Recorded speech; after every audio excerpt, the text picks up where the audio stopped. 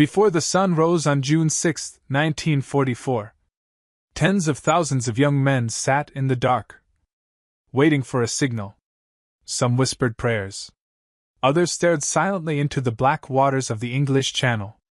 They knew that in just hours, the fate of the world would hang on their courage. This is the story of D-Day, the day that changed the course of history forever. By mid-1944, Nazi Germany controlled nearly all of Western Europe. France had been under occupation for 4 years. The Soviet Union was grinding down the German army in the east. But in the west, the Allies had yet to strike. Winston Churchill called it the greatest and most complicated operation ever attempted. For months, Allied forces prepared in secret. The plan, codenamed Operation Overlord, would open a second front in Europe, forcing Hitler to fight on two sides, and ultimately liberate the continent. By the first week of June, over 156,000 troops, American, British, Canadian, and more, had gathered along the southern coast of England. General Dwight D. Eisenhower was in command. His words to the troops were simple, but unforgettable. You are about to embark upon the Great Crusade. The hopes and prayers of liberty-loving people everywhere march with you.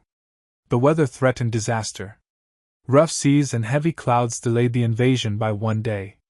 But on the night of June 5, the order was given. D-Day was on.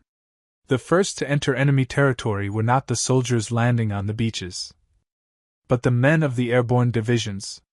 In the early hours of June 6, thousands of American 101st and 82nd Airborne and British 6th Airborne Paratroopers jumped into the darkness behind German lines. Their mission: seize key bridges, cut off enemy reinforcements, and sow chaos before the beach landings began. Many landed far from their targets. Some drowned in flooded fields.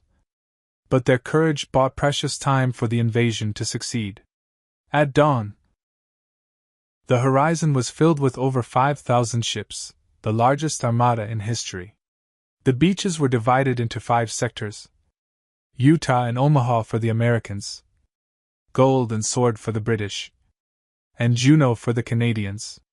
At Utah Beach, strong currents pushed the first wave off course, but they landed on lighter defenses, securing the beach quickly. At Omaha Beach, it was different. The cliffs were lined with machine guns. The water was filled with obstacles and mines.